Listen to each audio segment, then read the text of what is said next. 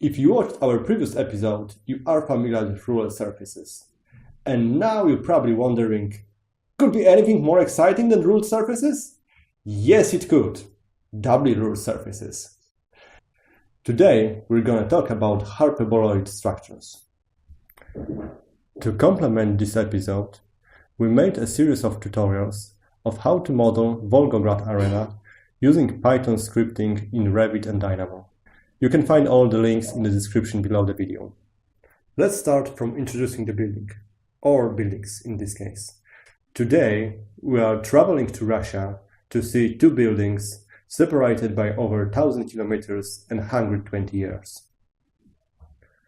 The first one is Sokolyov Tower in Polybido.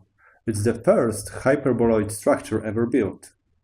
It was designed in 1896 by Russian engineer and architect Vladimir Sokolyov. The second is Volgograd Arena, a stadium completed in 2018 for FIFA World Cup. So, what is doubly ruled surface? As you remember, ruled surface is a surface built only from straight lines. That means that for any given point, you can draw a line which lies on a surface. Doubly ruled surface is different in this case because for any given point you can draw two lines which will lie on a surface. That's enough of definitions. Let's start drawing.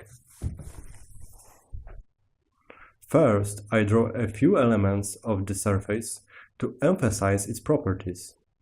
When I draw two lines from one point in opposite direction, they form a triangle.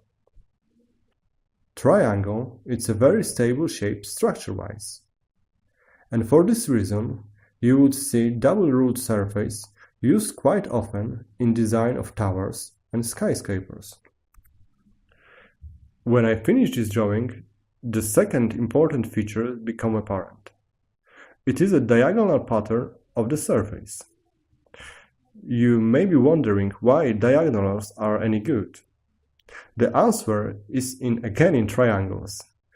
Diagonal is two triangles stick together. In this case, the good thing about triangles is that they form a flat surface that can be easily formed from a glass, steel, wood, or any other material.